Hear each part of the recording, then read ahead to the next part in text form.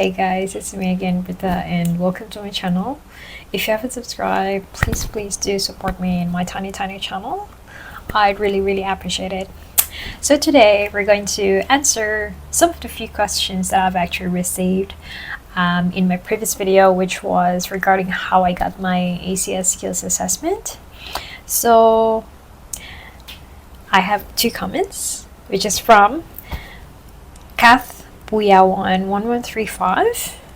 Hello Britta, want to know if ACS is giving any template for employment reference or COE. And another question from Easy Armalvarosa 9118. I'm so sorry if I murdered that. Hi Britta, what if there is no company name in the bank statement? Okay. So we're going to answer these questions in a bit, and then stay tuned. I'm going to give a tip at the end of the video as well. Okay, so we're going to answer the first one from Keith Kapuyan, which is, I want to know if ACS is giving any template for employment reference or COE. So I've actually went to ACS and they gave a template. So they've actually showed a template on the employment reference, and I'm going to share the link in the description down below, so you can check it out from there. So in this video, I'm just going to show my employment reference that I used in my skills assessment.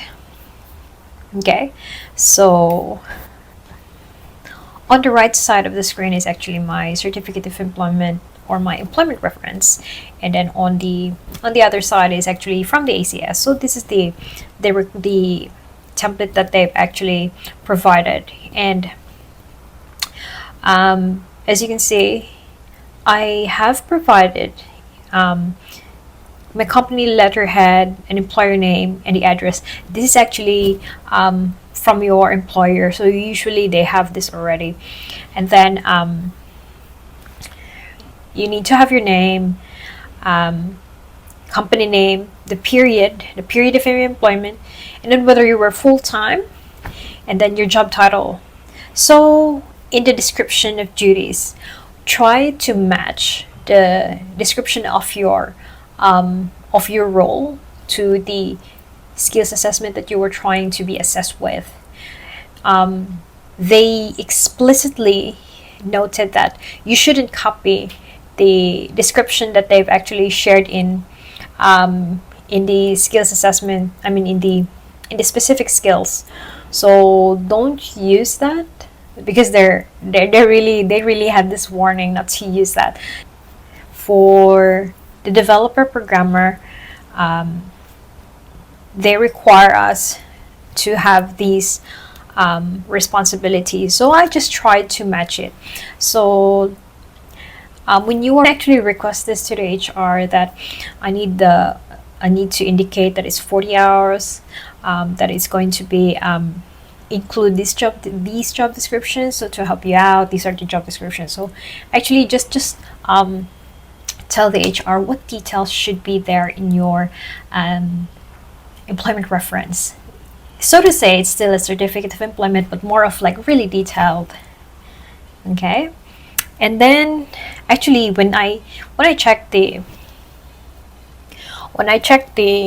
employment reference template from ACS, they've included this signed by signatory. Digital signatures are preferred and must be provided with a digital verification certificate that authenticates the signer's identity.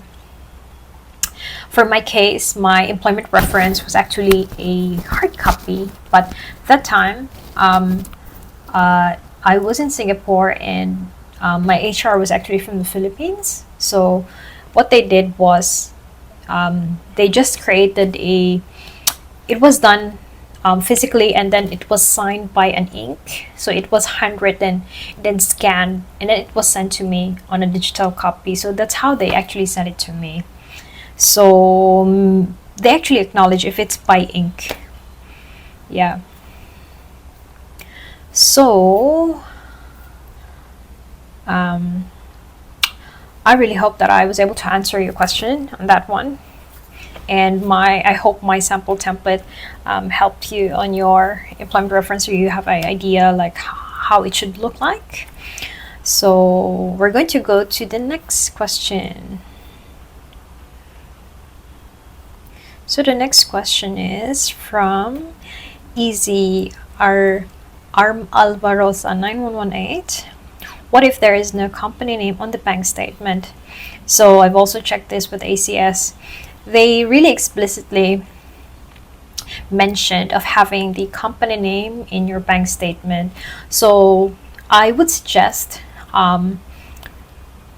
try to support it in a different way. I mean, like if you have other pay evidence like government or employer contributed documents like tax, SSS. If you've watched my previous video, I've actually mentioned a few options that you can use as pay evidence. Maybe you can use that instead if you don't really have it in your bank statement. I know in the Philippines we don't really include the name of the company in our bank statement.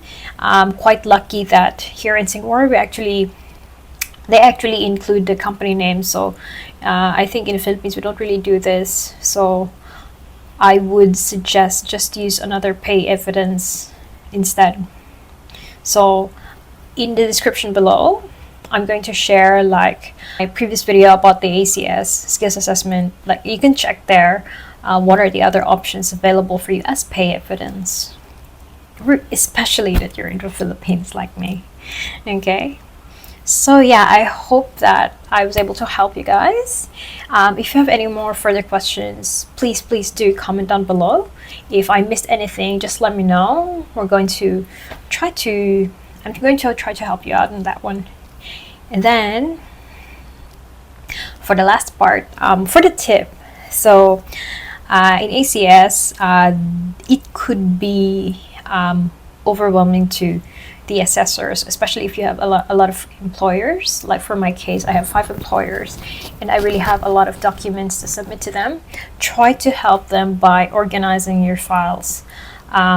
So I can show you a screenshot of how my documents are organized in when I got my skills assessment. So this is a way to help the assessors understand your document and like how they can connect it. So some of the delays from the ACS Skills Assessment is actually they're confused with the documents or the lack of documents. So a way for us to help them assess us and to help us as well get a positive outcome is to organize your files. Okay, so yeah, this is just an example of how my submitted files looks like in ACS. Okay, so I really hope that that tip helped you. So yeah, if you have any more questions, please let me know in the description down below, and I'll see you in the next video. If you haven't subscribed, please do subscribe to my channel and support me, and I'll see you again. Bye bye.